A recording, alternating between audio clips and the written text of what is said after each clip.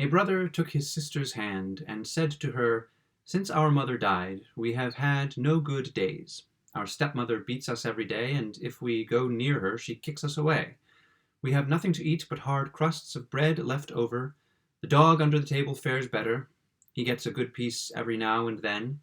If our mother only knew how she would pity us. Come, let us go together out into the wide world." So they went, and journeyed the whole day through fields and meadows and stony places, and if it rained, the sister said, "The skies and we are weeping together." In the evening they came to a great wood, and they were so weary with hunger and their long journey that they climbed up into a high tree and fell asleep. The next morning, when they awoke, the sun was high in heaven and shone brightly through the leaves. Then said the brother, "Sister, I am thirsty. If I only knew where to find a brook, that I might go and drink. I almost think that I hear one rushing." So the brother got down and led his sister by the hand, and they went to seek the brook. But their wicked stepmother was a witch, and had known quite well that the two children had run away, and had sneaked after them as only witches can, and had laid a spell on all the brooks in the forest. So when they found a little stream flowing smoothly over its pebbles, the brother was going to drink of it, but the sister heard how it said in its rushing, "He a tiger will be who drinks of me, who drinks of me a tiger will be." Then the sister cried, "Pray, dear brother, do not drink, or you will become a wild beast and will tear me in pieces." So the brother refrained from drinking, though his thirst was great, and he said he would wait till he came to the next brook. When they came to a second brook, the sister heard it say, "He a wolf will be who drinks of me, who drinks of me a wolf will be." Then the sister cried, "Pray, dear brother, do not drink, or you will be turned into a wolf and will eat me up." So the brother refrained from drinking and said, "I will wait until we come to the next brook, and then I must drink whatever you say, my thirst is so great." And when they came to the third brook, the sister heard how in its rushing it said, "He a fawn will be who drinks of me, who drinks of me a fawn will be." Then the sister said, "Oh, my brother, I pray drink not, or you will be turned into a fawn and run away far from me." But he had already kneeled by the side of the brook, and stooped and drunk of the water, and as the first drops passed his lips, he became a fawn. And the sister wept over her poor lost brother, and the fawn wept also, and stayed sadly beside her. At last the maiden said, "Be comforted, dear fawn, indeed I will never leave you." Then she untied her golden girdle, and bound it round the fawn's neck, and went and gathered rushes to make a soft cord, which she fastened to him. And then she led him on, and they went deeper into the forest. And when they had gone a long, long way, they came at last to a little house. And the maiden looked inside, and as it was empty, she thought, "We might as well live here." And she fetched leaves and moss to make a soft bed for the fawn, and every morning she went out and gathered roots and berries, and nuts for herself, and fresh grass for the fawn, who ate out of her hand, with joy, frolicking round her. At night, when the sister was tired, and had said her prayers, she laid her head on the fawn's back, which served her for a pillow, and softly fell asleep.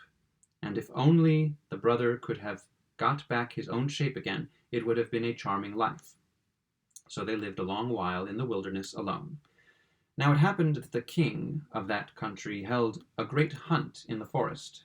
The blowing of the horns, the barking of the dogs, and the lusty shouts of the huntsmen sounded through the wood, and the fawn heard them and was eager to be among them. "Oh," said he to his sister, "do let me go to the hunt. I cannot stay behind any longer," and begged so long that at last she consented. "But mind," said she to him, "come back to me at night. I must lock my door against the wild hunters. So in order that I may know you, you must knock and say, 'Little sister, let me in,' and unless I hear that, I shall not unlock the door." Then the fawn sprang out, and felt glad and merry in the open air. The king and his huntsmen saw the beautiful animal, and began at once to pursue him. But they could not come within reach of him, for when they thought they were certain of him, he sprang away over the bushes and disappeared. As soon as it was dark, he went back to the little house, knocked at the door, and said, "Little sister, let me in." Then the door was opened to him, and he went in, and rested the whole night long on his soft bed. The next morning the hunt began anew, and when the fawn heard the hunting horns and the tally-ho of the huntsmen, he could rest no longer, and said, "Little sister, let me out, I must go." The sister opened the door and said, "Now mind, you must come back at night and say the same words."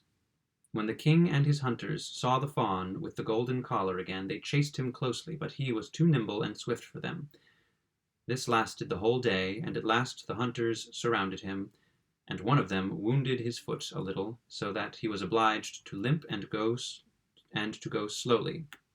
Then a hunter slipped after him to the little house, and heard how he called out, "Little sister, let me in," and saw the door open and shut again after him directly. The hunter noticed all this carefully, went to the king, and told him all he had seen and heard. Then said the king, "Tomorrow we will hunt again." But the sister was very terrified when she saw that her fawn was wounded.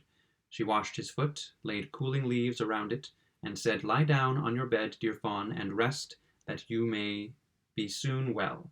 The wound was very slight, so that the fawn felt nothing of it the next morning, and when he heard the noise of the hunting outside, he said, "I cannot stay in, I must go after them. I shall not be taken easily again." The sister began to weep, and said, "I know you will be killed, and I left alone here in the forest, and forsaken of everybody. I cannot let you go." "Then I shall die here with longing," answered the fawn. "When I hear the sound of the horn, I feel as if I should leap out of my skin."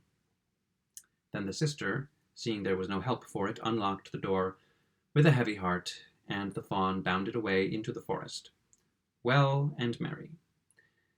When the king saw him, he said to his hunters, "Now follow him up all day long till the night comes, and see that you do him no hurt."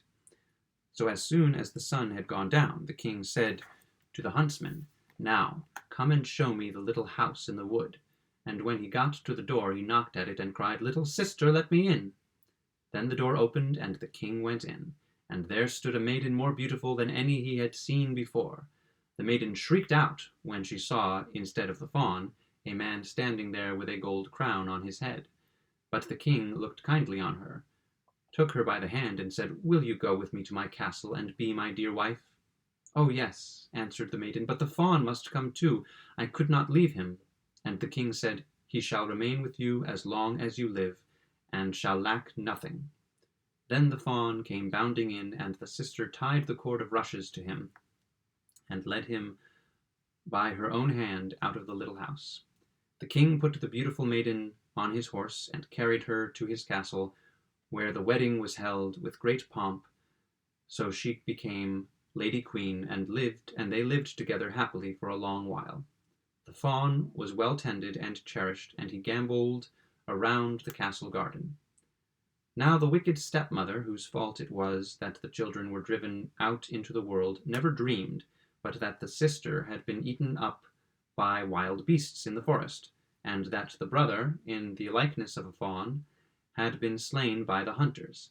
But when she heard that they were so happy, and that things had gone so well with them, jealousy and envy arose in her heart, and left her no peace, and her chief thought was how to bring misfortune upon them. Her own daughter, who was as ugly as sin, and had only one eye, complained to her, and said, "I never had the chance of being a queen." "Never mind," said the old woman to satisfy her. "When the time comes, I shall be at hand." After a while the queen brought a beautiful baby boy into the world, and that day the king was out hunting. The old witch took the shape of the bedchamber woman, and went into the room where the queen lay, and said to her, "Come, the bath is ready. It will give you refreshment and new strength. Quick, or it will be cold." Her daughter was within call, and so they carried the sick queen into the bathroom, and left her there. And in the bathroom they had made a great fire, so as to suffocate the beautiful young queen. When that was managed, the old woman took her daughter, put a cap on her, and laid her in the bed in the queen's place, gave her also the queen's form and countenance, only she could not restore the lost eye, so in order that the king might not remark it, she had to lie on the side where there was no eye. In the evening, when the king came home and heard that a little son was born to him, he rejoiced with all his heart, and was going at once to his dear wife's bedside to see how she did. Then the old woman cried hastily, "For your life, do not draw back the curtains to let in the light upon her. She must be kept quiet." So the king went away, and never knew that a false queen was lying in the bed. Now, when it was midnight, and everyone was asleep, the nurse who was sitting by the cradle in the nursery and watching there alone saw the door open and the true queen come in. She took the child out of the cradle, laid it in her bosom, and fed it. Then she shook out its little pillow, put the child back again, and covered it with the coverlet. She did not forget the fawn either. She went to him where he lay in the corner and stroked his back tenderly. Then she went in perfect silence out at the door, and the nurse next morning asked the watchmen if anyone had entered the castle during the night, but they said they had seen no one. And the queen came many nights, and never said a word. The nurse saw her always, but she did not dare speak of it to anyone. After some time had gone by in this manner, the queen seemed to find voice, and said one night, "My child, my fawn, twice more I come to see, twice more I come, and then the end must be." The nurse said nothing, but as soon as the queen had disappeared, she went to the king and told him all. The king said, "Ah, heaven! What do I hear? I will myself watch the child tomorrow night." So at evening he went into the nursery, and at midnight the queen appeared and said, "My child, my fawn, once more I come to see, once more I come, and then the end must be." And she tended the child as she was accustomed to do before she vanished. The king dared not speak to her, but he watched again the following night, and heard her say, "My child, my fawn, this once I come to see, this once I come, and now the end must be." Then the king could contain himself no longer, but rushed towards her, saying, "You are no other than my dear wife." Then she answered, "Yes, I am your dear wife." And in that moment, by the grace of heaven, her life returned to her, and she was once more well and strong. Then she told the king the snare that the wicked witch and her daughter had laid for her. The king had them both brought to judgment, and sentence was passed upon them. The daughter was sent away into the woods, where she was devoured by the wild beasts, and the witch was burned and ended miserably. As soon as her body was in ashes, the spell was removed from the fawn, and he took human shape again. Then the sister and brother lived happily together until the end.